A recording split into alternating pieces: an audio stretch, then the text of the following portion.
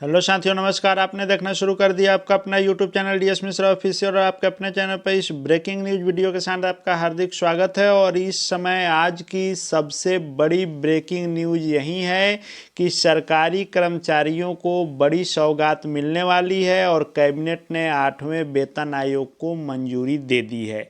यानी केंद्र सरकार के द्वारा कैबिनेट में जो 8वां वेतन आयोग आना था उसको मंजूरी मिल चुकी है, लेकिन जो सभी चैनलों पर या सभी प्रिंट मीडिया, इलेक्ट्रॉनिक मीडिया या यूट्यूब पर जो बड़ी सौगात और कर्मचारियों की बल्ले बल्ले और वेतन दुगुना हो जाएगा, तीन गुना हो जाएगा, ये खबर बनी है, वहीं मैंने इस वाक्य का प्रयोग किया है कि सरकारी कर्मचारियों के लिए बड़ी खबर। मेरे अनुसार सरकारी कर्मचारियों के लिए यह ब्रेकिंग न्यूज है, बड़ी खबर है, लेकिन बड़ी सौगात मिलेगी कि नहीं या वेतन कितना गुना बढ़ जाएगा यह तब तय होगा जब 8वां वेतन आयोग अपना रिपोर्ट सरकार को सौंप देगी और सरकार उस पर क्या समीक्षा करती है और उसके अनुरूप क्या आपके वेतन को लागू करती है और कितनी बढ़ोतरी होती है। ये सब वेतन आयोग के द्वारा जो फिटमेंट फैक्टर लागू किया जाएगा उस पर निर्भर करेगा। तो इस वीडियो में हम लोग जानेंगे कि जो वेतन बढ़ोतरी होगी उसका क्या स्वरूप होगा और चौथे वेतन आयोग से 8वें वेतन आयोग तक का क्या इतिहास रहा है और वेतन बढ़ोतरी का विश्लेषण करने वाले हैं। तो वीडियो बहुत ही खास होगा, अंत तक मेरे साथ बने रहेंगे। और यदि चैनल से अब तक नहीं जुड़े होंगे तो चैनल को सब्सक्राइब करके बेल आइकन को प्रेस कर लेंगे ताकि आगे भी सभी महत्वपूर्ण वीडियोज आप देखते रहेंगे।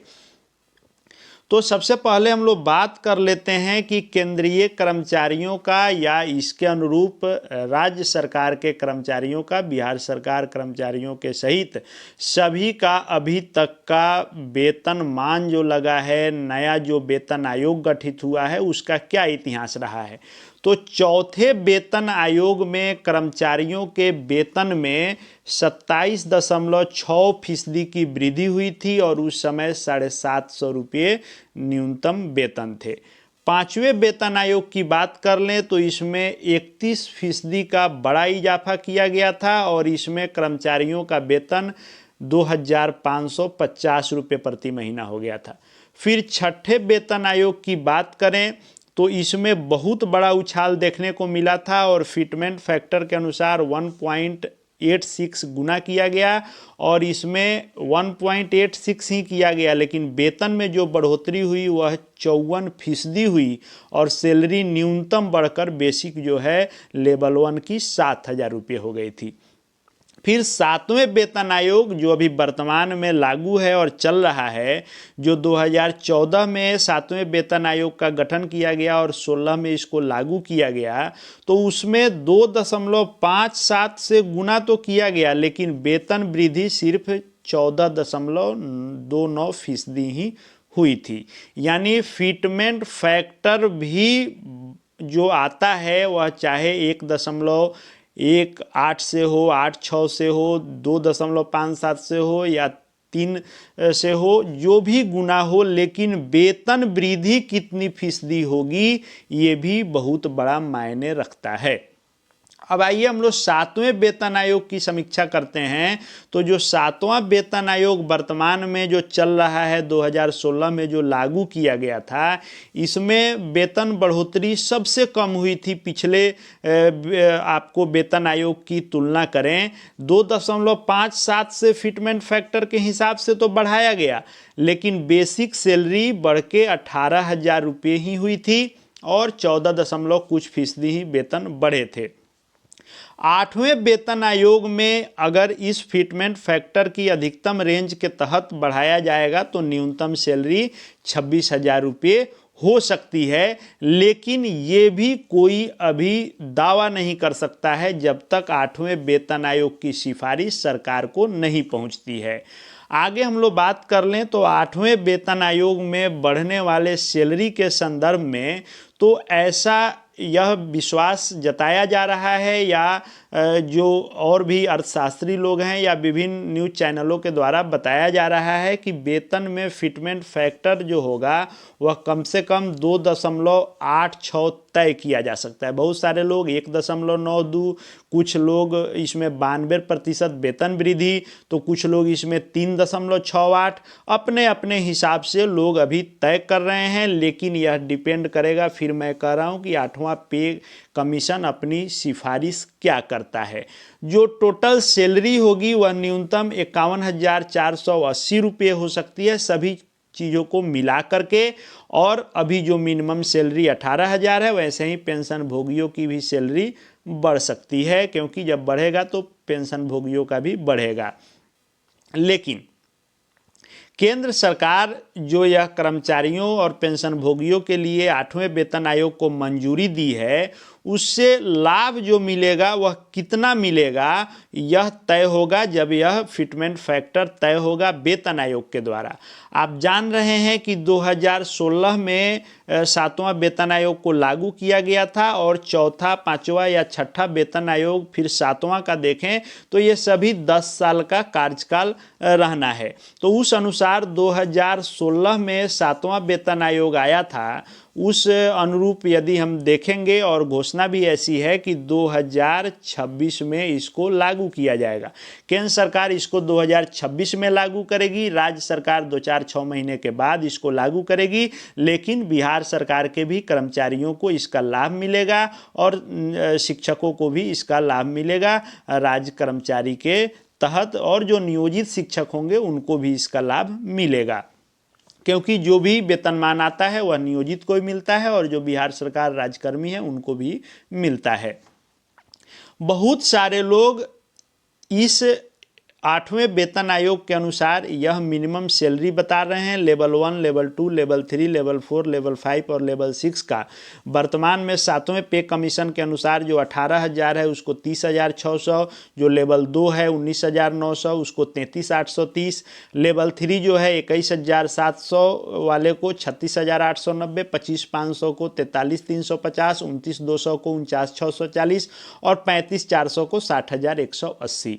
लेकिन आपने ये भी देखा होगा कि बहुत सारे लोग जानकारी के अभाव में कहें या फिर अपना व्यूअर्स बढ़ाने के लिए सैलरी को 2-3 गुना कर दे रहे हैं। यहाँ तक कि कुछ लोग इस 8वें पे कमीशन के अनुसार जो आपका मूल वेतन होगा, भविष्य में यह तय होगा कितना होगा, उसमें लोग जो वर्तमान में डीए मिल रहा है 53% या फिर आगे जो बढ़ेगा इसको 57-60% भी जोड़ दे रहे हैं, और सैलरी सीधे एक बार 3 गुना या 4 गुना बता रहे हैं आपका बढ़ जाएगा। लेकिन ऐसा होता नहीं है, क्योंकि जब यह 8वां पे कमीशन आएगा तो आपका यह डीए खत्म हो जाएगा, यह डीए फिर शुरू से चलेगा।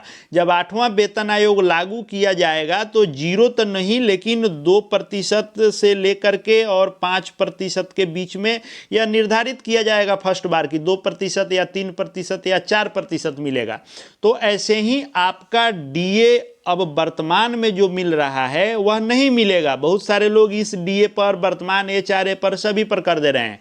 हाँ, एक चीज़ तय है कि 8वां पे कमीशन आएगा तो आपका डीए ऐड होगा, जो दे यह 2% दे या 5% दे, यह लगेगा। फिर जो आपका एचआरए है इसमें भी संशोधन होगा, जो अभी वर्तमान में 5%, फिर 7.5% या 10% या 20% है, उसमें भी रिवाइज किया जाएगा, उसको संशोधित किया जा सकता है। फिर आपको मेडिकल होगा, उसमें भी संशोधन किया जा सकता है। तो डीए, एचआरए, मेडिकल जो भी यह आयोग तय करेगा वह आपके मूल वेतन पर लगेगा, ये तय है। लेकिन जो अभी बताई जा रही है सैलरी, वह जरूरी नहीं है कि उतना आपका बढ़ेगा। तो बढ़ेगा कितना ये अभी एग्जैक्ट जो भी बता रहे हैं वह सब अभी ख्याली पुलाव हैं। जब तक 8वां वेतन आयोग अपनी सिफारिश सरकार को नहीं दे देती है और सरकार या तो अक्षरशः जो आयोग का सिफारिश होगा उसको लागू करे या उसमें कुछ संशोधन भी किया जा सकता है, ये भी संभव है। और जो फिटमेंट फैक्टर लागू होगा उसके अनुसार अब इसमें 2.57 जैसे पिछले बार हुआ था वह हो, 2.86 हो, 3 कुछ हो, जो भी हो उसके अनुसार आपका वेतन तय होगा कि वेतन में आखिर इजाफा कितना होगा। क्योंकि आपने यहाँ देखा था कि भले ही फिटमेंट फैक्टर कम बेस हो लेकिन वेतन फीसदी बढ़ने में अलग अलग होता है। तो हम लोगों को अभी इंतजार करना होगा, क्योंकि अभी सिर्फ आयोग के गठन को मंजूरी मिली है। अभी आयोग ने ना ही कोई सिफारिश अभी तय की है, ना ही कोई फिटमेंट फैक्टर तय किया है।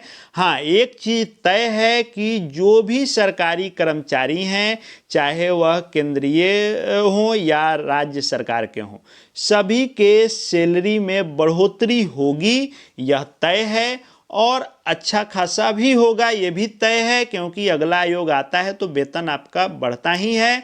और जो पहले केंद्र सरकार बार बार कह रही थी कि अभी विचाराधीन नहीं है, उस सेंस में यह एक अच्छी खबर है कि केंद्र सरकार ने इसको मंजूरी दे दी है। लेकिन अभी रियल फैक्ट क्या है उसके लिए थोड़ा सा हम लोग को इंतजार करना होगा।